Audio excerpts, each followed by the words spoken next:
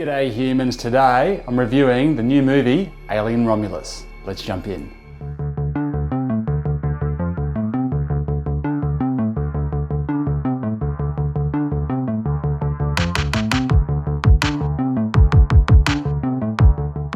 Last night I was at the Sydney premiere of Alien Romulus and I was really excited about it because I'm a huge Alien buff, and it's amazing how much this franchise means to so many people. A lot of people, myself included, grew up with the Alien films as the benchmark for not just kind of their first touches with horror, but also their first touches with sci-fi and the imaginations of people like James Cameron and Ridley Scott and what could be possible out there. And I was a huge fan of Aliens. That was my big one. I love Alien as well. In fact, I don't mind Alien 3 either. Prometheus was all right, didn't really like Covenant. Alien 4 is intriguing. Hate the AVPs. But yeah, really excited about Romulus for a couple of reasons. And the one was that they went with a new director in Fede, Alvarez, who is a horror guy. You'll know him from the Evil Dead remake, you'll know him from Don't Breathe. He's written a couple of scripts too, including the Texas Chainsaw Massacre remake. So his background is all in that horror, which is kind of an element that I wouldn't say has been lost from the series, but just how do you make aliens still scary after the amount of time we've spent with them over all of these years? So a lot of people care, and I really cared. I really wanted this film to be a success. I really wanted it to be different, and I really wanted it to give me another new way of seeing this really, really interesting universe that's been created. So how did it land? Where did it go? And I'll just say before that I walked into the cinema, I was a little bit nervous because I was expecting to be really quite scared. And I'm not that big a fan of being scared in a movie. I don't go out and seek out horrors. That kind of edge of your seat anxiousness isn't something that thrills me. It's something that really catches me, you know, in a weird spot. And it entertains me, but yeah, it's not something I go and seek out necessarily. So I expected to be quite freaked out by this particular film. So I'm going to go through and do this review from a perspective of staying as spoiler-free as humanly possible. I hate wrecking movies, games, whatever I'm reviewing for anyone. Needless to say, Alien Romulus is set between the Alien film and Aliens film. I think it's about 20 years after the Alien film, which puts it about 50 years after Prometheus, and about 30 years, if I'm correct, 40 years, 37 years before James Cameron's Aliens. Now, interestingly, it's also set 10 years before Alien Isolation, the video game that came out, a really good video game, for which Fede Alvarez took a lot of inspiration, I understand. So the fact that he's kind of written this script, because he also wrote the film, and Ridley Scott was involved as a producer, but he claims he was quite hands-off, more there to just kind of touch on lore. And probably set designs, I'd say as well, considering how closely the set designs in this film stick to what we saw in the 1979 Alien film. So I think it's quite interesting that, being a huge fan of Alien Isolation, he's chosen to come in before it in terms of where it sits in the lore. And that's all I'm going to say about that. There's things you may notice, and if you know that going in, you might be able to pick up and get some added depth out of what you see while you're watching the film. Now onto the kind of setting. And look, we start off in a space mining colony, and I was quite happy with this beginning. We kind of see this in Aliens to a certain extent. We've seen it in space. So we've seen them terraforming in Aliens what was going to come, but it never quite got there. And with Alien, we've kind of seen it in space. We've seen, you know, the prison in Alien 3. So here we are just kind of in a run-of-the-mill, functional, operating, no aliens in sight, space mining colony. And I kind of like that insight into the world and the lore. You know, and they've done one of the absolute highlights of this movie is the set design, the production design, the way that they've gone about trying to recreate this kind of world that Ridley Scott created. There's so many kind of throwbacks and callbacks, and they've done a really good job with that in terms of making it feel like it's the same universe. That side of things they've definitely nailed.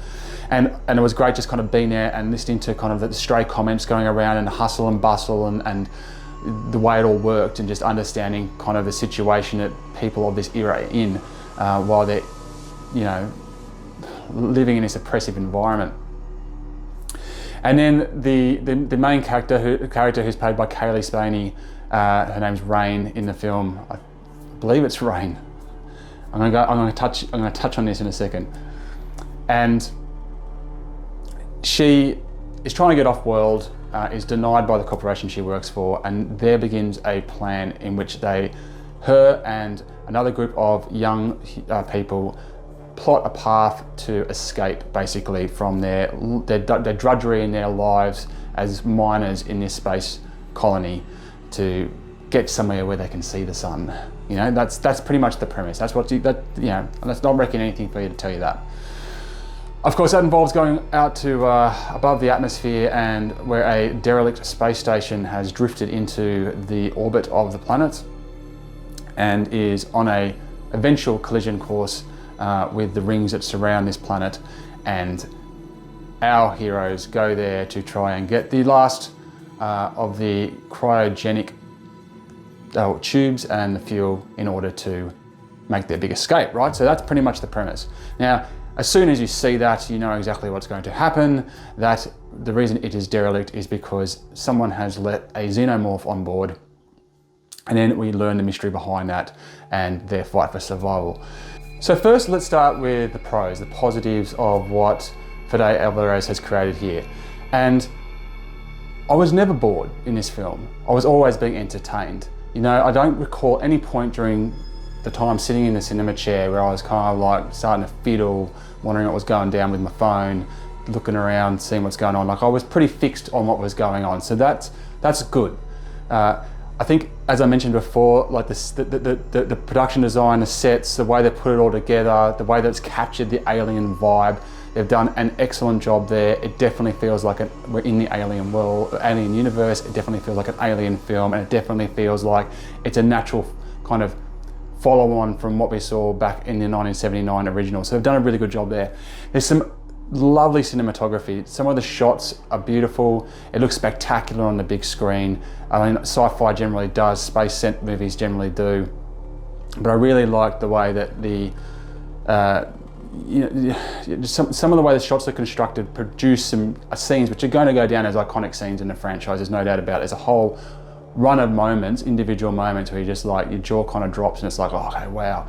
And the sound, I'm going to go into the sound a little bit more because it's not all great news, but some of the sound editing I thought was really, really nice. There's a few moments where things just go silent, and it was great being in an environment that was packed, like it was a full cinema, and to have those moments stay silent because everybody's just like that. So, you know, like, as you can, like, this kind of stuff has been done really quite well.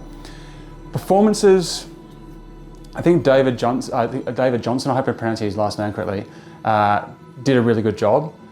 He's got the most difficult role in the film, and he did a really good job. You know, he was easily the standout. Cailee Spaeny, I thought, was solid, but she is also going to be instantly compared to Sigourney Weaver, who was just another level, like, just brilliant. So I feel like I was potentially affected by that because I wasn't blown away by her performance, but that's potentially because I was putting it against Sigourney Weaver. Potentially unfair, very unfair. But having said that as well, they have gone for a no-name cast here, really, like, effectively. There's no big, gritty, well-known actors in here that have runs on the board. And as I'll get into, I think that actually ultimately wasn't the best choice, and it's let the film down in a couple of respects because, yeah, we'll leave that for the cons. But David Jonsson, he can definitely hold his hand up, did a fantastic job with what is a reasonably difficult role, I would think. And of course, when you're handling something like the Alien franchise, there's just so much lore involved. And while I'll be going to this in the cons for sure, in the pro side of the things, there are some really interesting connections made with the lore, not just with Alien Isolation, which I've already mentioned, but also I was kind of caught off guard in Act 3 by some of the links to Prometheus. So I think that's I thought was really interesting. Whether it's good or bad is not really what I'm trying to address here. It's just whether or not it's interesting, and it was definitely interesting. And it made me say, okay. I was sitting there going, thinking it through. So that side of things was good. There's a few other places as well in the film where kind of like the lore aspect is emboldened, to use a Simpsonism, in a rewarding way. Now let's go on to the cons. And the number one thing here that I have an issue with Alien Romulus is that, like I said, I was expecting to be really, I was expecting this to be a more on the horror side of things. I was expecting to be scared. And I was expecting it to be psychological. I wasn't expecting just jump scares, because that's just below a franchise like this. I was expecting serious tension, and I was expecting an emotional roller coaster. Now, I don't think I heard any yelps from the audience at any point during the film. There was no point where something happened and you just hear a squeal or a scream or like, oh, like that. At any point, maybe once in Act 3, there was a little bit of a,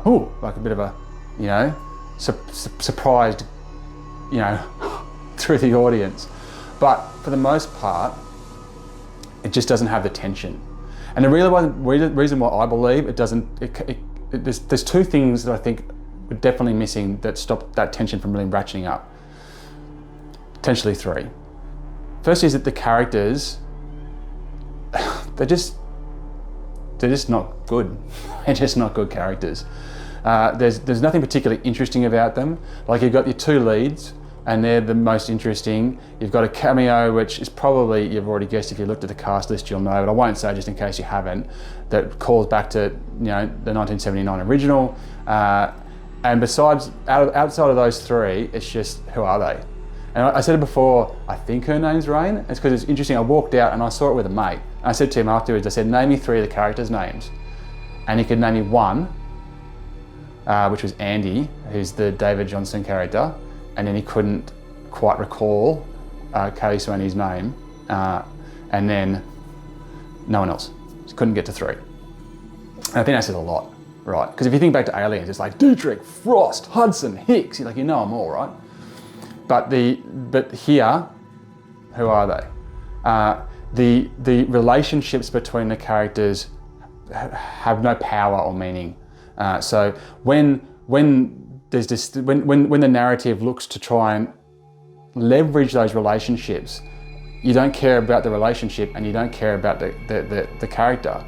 And as a result, you're not really rooting for anyone other than something cool and gory to happen. So you're ultimately rooting for the alien.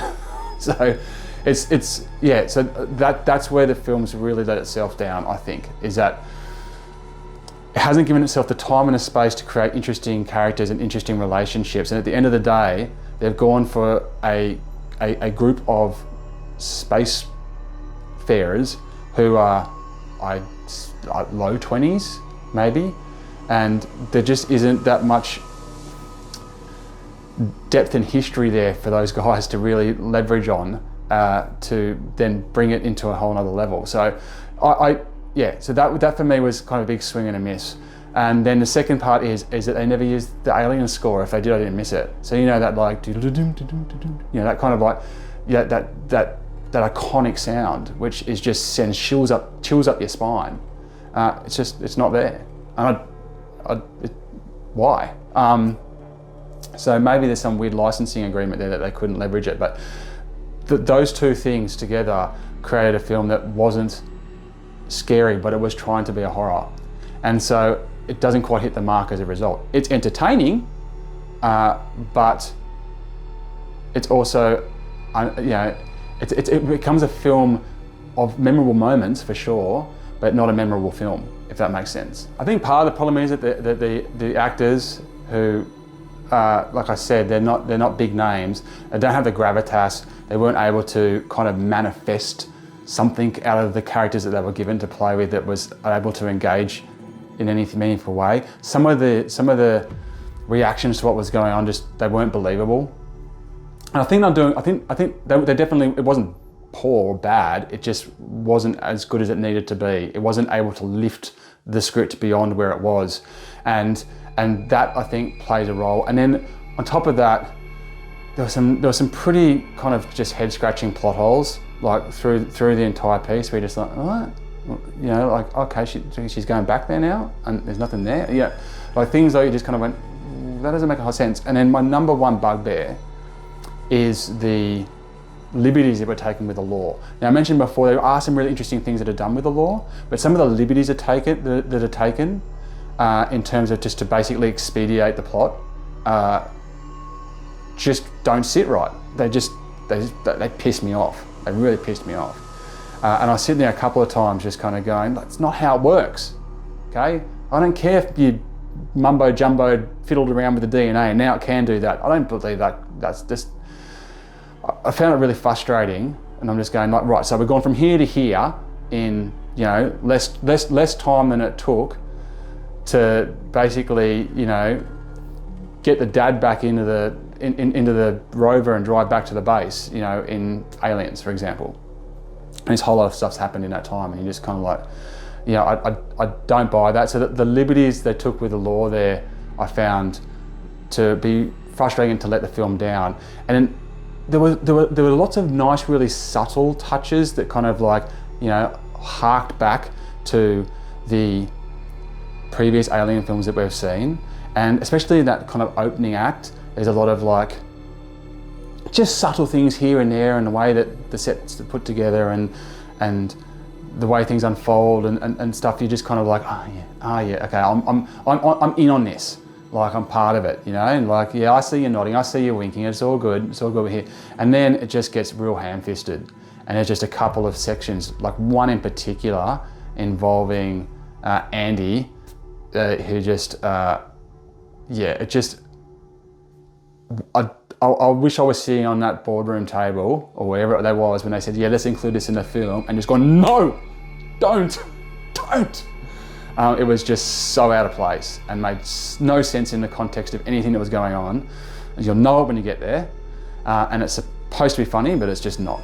And I just really wish towards the end it just kind of got a bit like, oh gosh, here we go again. So those are my cons for the film. So what do I think of, you know, Alien Romulus overall? Like I said, I was entertained. I'm happy that I saw it. It definitely wasn't a turkey, and it definitely wasn't, you know, the worst that this franchise has offered up in the past.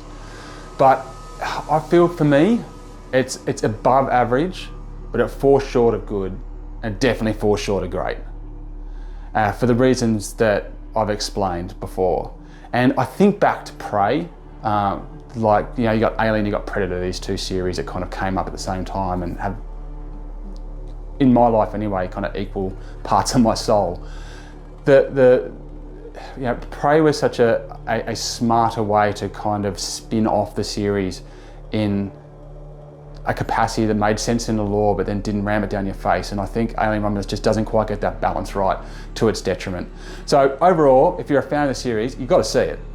It's definitely worth seeing. I think, as I said, you'll walk away with some scenes that will stay in your memory alongside some of the best scenes you've ever seen in the series before. But I think overall, you'll be just like, didn't really care. And that's the problem with Alien Romulus. Anyway, that is my review. Thank you very much for watching. Make sure you check out my other videos, and until next time, I'll check you later. You.